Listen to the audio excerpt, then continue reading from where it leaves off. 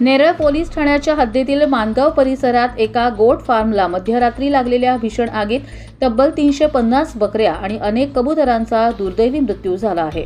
Short सर्किटमुळे लागलेल्या या आगीत फार्मचे सुमारे 1.5 कोटी रुपयांचे आर्थिक नुकसान झाले असल्याचा अंदाज वर्तवण्यात येतोय।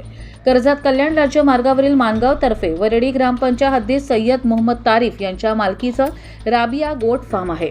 या ठिकाणी विविध जातीच्या बकऱ्यांचे संगोपन आणि विक्री केली जाते। रविवारी मध्यरात्री 1 वाजता सुमारास फार्मच्या 2 मजली इमारतीतील दुसऱ्या मजल्यावर इलेक्ट्रिक ग्रीडमध्ये अचानक शॉर्ट सर्किट झाले। दरम्यान फार्ममध्ये मोठ्या प्रमाणात सुका चारा, लाकडी साहित्य आणि प्लास्टिकचे आच्छादन असल्याने आगीने काही क्षणातच रौद्र रूप धारण केले। आगीच्या धुरामुळे आणि उष्णतेमुळे बकऱ्यांचा गुदमरून व होरपळून मृत्यू झाला। बकऱ्यांच्या कप्प्यांना लोखंडी जाळ्यांचे कुंपण असल्याने त्यांना बाहेर पडणे शक्य झाले नाही। या भीषण दुर्घटनेत केवळ 10 ते 15 बकऱ्या वाचवण्यात यश आले आहे। दरम्यान आग लागल्याने समजताच मालक, कामगार आणि स्थानिक नागरिक यांनी स्वतःचा जीव धोक्यात घालून प्राण्यांना वाचवण्याचा प्रयत्न केला। घटनेची माहिती मिळताच नेरळ पोलीस आणि कर्जत अग्निशमन दलाचे धाव घेत आगीवर नियंत्रण मिळवले। पशुवैद्यकीय अधिकाऱ्यांनी घटनास्थळी भेट देऊन पंचनामा केलाय।